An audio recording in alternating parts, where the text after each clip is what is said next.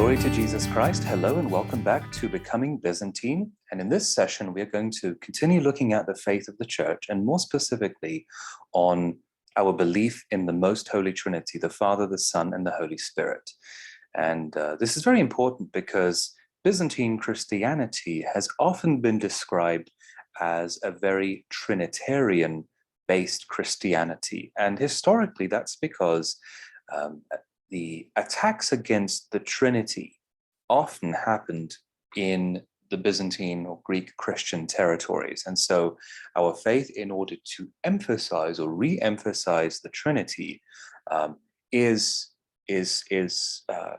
filled with Trinitarian references, and that's unmistakable when a person attends our liturgical services. So let's go into this aspect of our faith, which oftentimes can be very confusing. So it will take some time to understand exactly what the Church teaches about our God, who is one in three.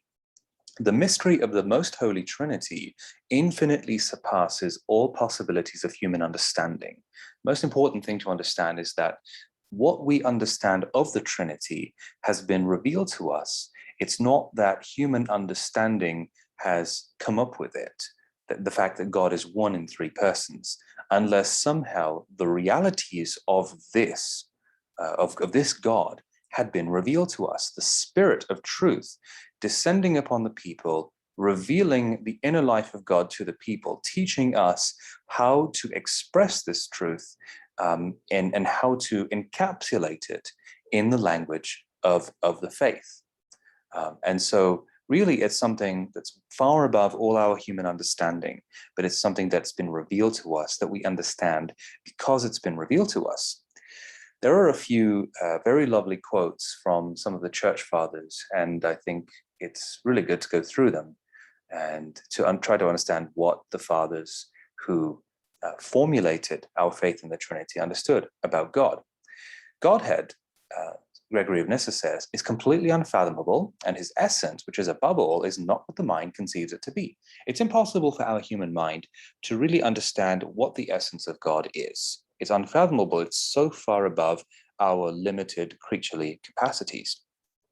Pseudo-Dionysius said that there is in God something that is transcendent, and in the transcendence of God, the unity of God and the Trinity, three persons in the unity of God, is something that does exist in that beyondness, and we encounter it and we try to understand how it is. And Gregory the theologian actually describes his attempt to understand it in this way: no sooner do I conceive of the one than I am illumined by the splendor of the three, and no sooner do I distinguish them as persons then I am carried back to the one. When I think of any one of the three, I think of the whole, and my eyes are filled, and the greater part of what I am thinking of escapes me. So it's almost like when you try to capture a reality like love in a poem, you encounter it, you know what it is, you know what you want to say about it. It still surpasses it, but you also try to formulate it because you're trying to describe what you're experiencing to other people. Now, let's go and take each of the persons of the Trinity in order to understand. Firstly, God the Father. Why do we call him God the Father? Well, we call him God the Father because the Father begets, just like an earthly father begets children. So the first person of the Trinity, the Father, eternally begets the Son. Now, that means that the Son was never created. The Son always existed with the Father, but the Son came from the Father. So the Father begets him eternally. And same with the Holy Spirit. The Holy Spirit was not created. The Holy Spirit is also fully God, the third person of the Trinity. And the Holy Spirit also proceeds from the Father, because remember, the Father is the source of the Godhead, is the one who begets. And that Godhead, the Father, the Son, and the Holy Spirit, the Trinity, is what creates everything and what governs everything. So the Father is the creator, the ruler of all his creation, and the universe comes into existence because God the Father willed it so. God the Father desired for it to exist. Now, This God the Father, right throughout the Old Testament, revealed himself in a very personal manner. In the Old Testament, God reveals himself as I am who I am. I am the one who is. I am existence, if you will. And that Godhead is the only thing that's necessary. Everything else that exists is completely contingent on his will and his desire to create it. And so before that God, before that Godhead, before that eternal Godhead, creation looks and says, I'm contingent. I need not have existed, but I do exist because this God has created me.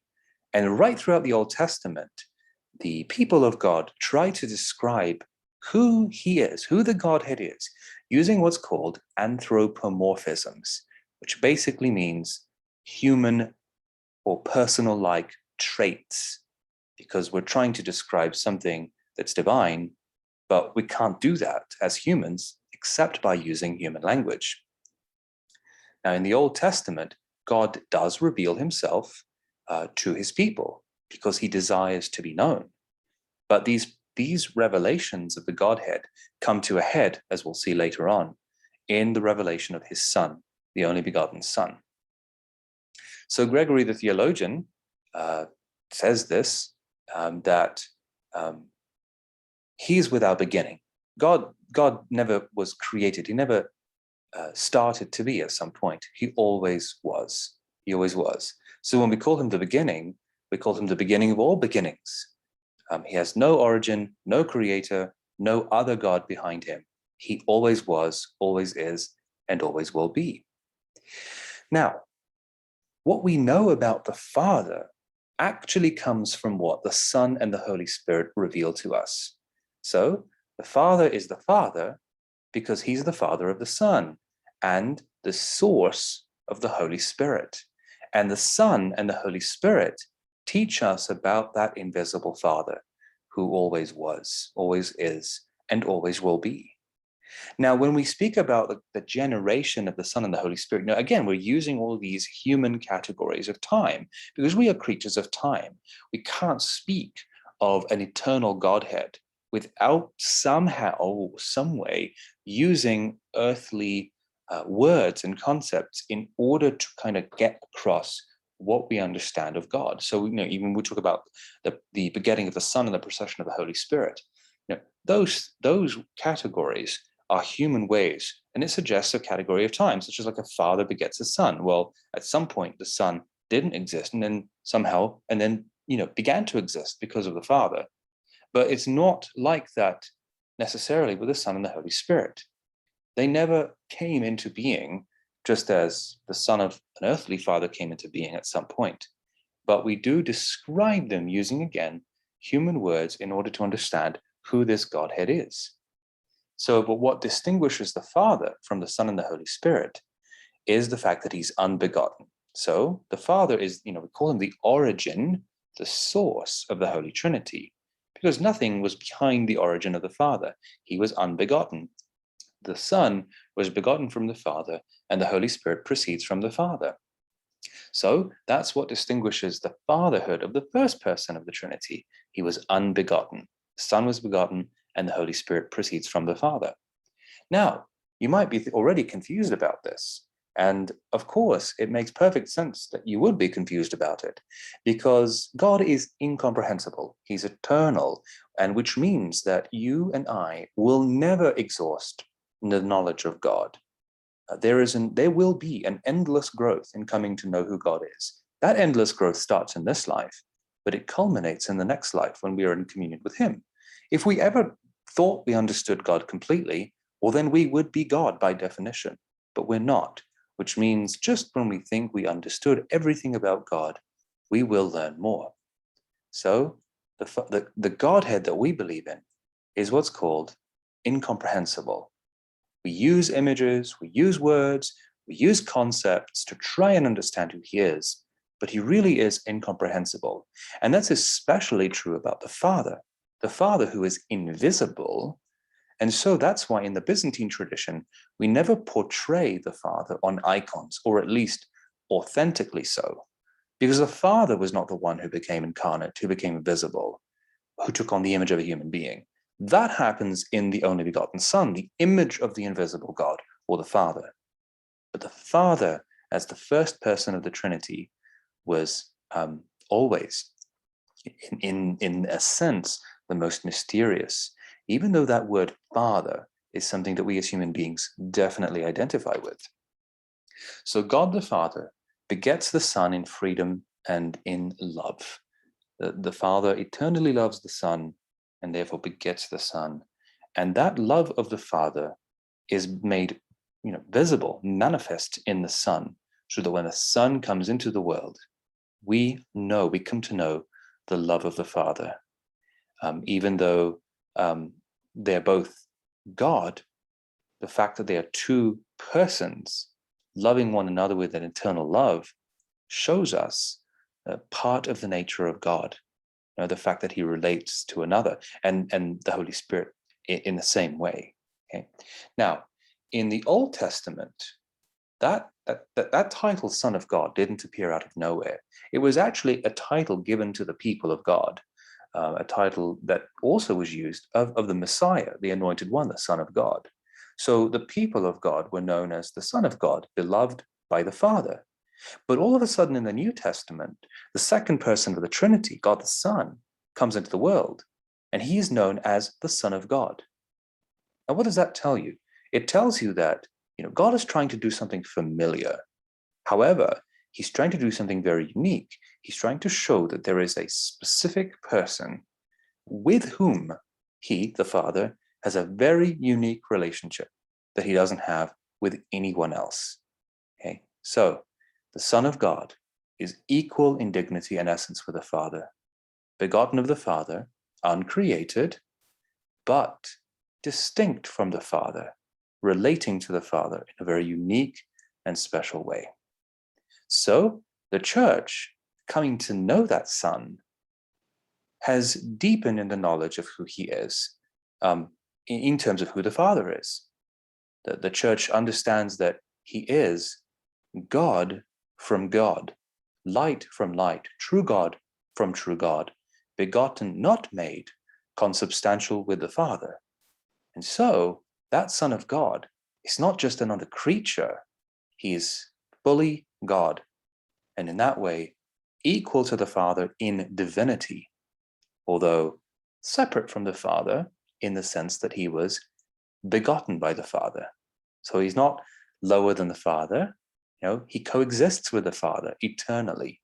And the only thing that distinguishes him from the Father is the Father begot him. He was begotten by the Father. And finally, the Holy Spirit.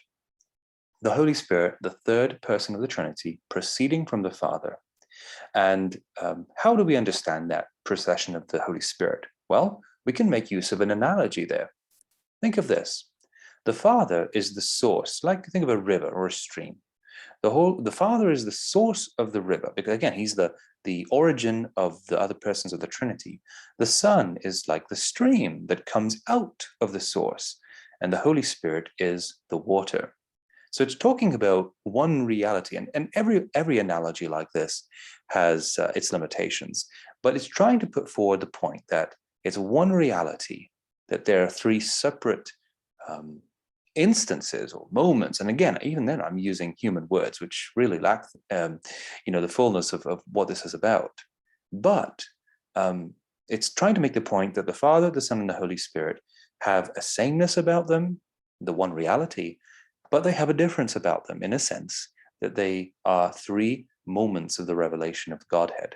The Holy Spirit is often compared to breath. So think of the Father speaks, he has a thought, okay, speaks the word, so that's the Son, and the Holy Spirit is like the breath, which carries forward the word into the world. So that's another analogy to describe our experience of the Holy Trinity. And what happens here, and this is a very specific point about the Byzantine faith, is we really understand that the Holy Spirit proceeds from the Father, whereas our Latin Rite brothers and sisters have often added and the Son, so from the Father and the Son. Now, theologically, there's no ultimate division between the two, except that they talk about two different realities there. Now, ultimately, there's two things we have to keep in mind. There's an interior life of the Trinity, and there's the Trinity revealed in creation. Right? What we know of the Trinity, as I said before, comes out of what is revealed to us. But there's so much more in the interior life of the Trinity that we just don't understand. And we may never understand fully, okay, unless God reveals it to us. So we can talk about the revelation of the Trinity, the interior life as well. And there comes a point where each Christian has to kind of reduce him or herself to silence. You know, I cannot possibly understand everything. I can only know and understand what I know and understand. And in all things, we have to at least enter into the reality of God. Okay, the fact that this is something I'm experiencing, and this is what the church is offering for me to understand, but I have to take it one step at a time and learn only what the church teaches and try to speak the language of the church, which comes from a direct experience of this Trinity. And we ask the most holy Trinity, the Father, the Son, and the Holy Spirit, to lead us all into a greater knowledge of him. If we are as confused as anything, especially after this presentation, remember this is just a few minutes, and think of how many fathers and how many books, how many millennia have gone by of Christian after Christian experiencing this reality. What is the Trinity? Who is the Trinity?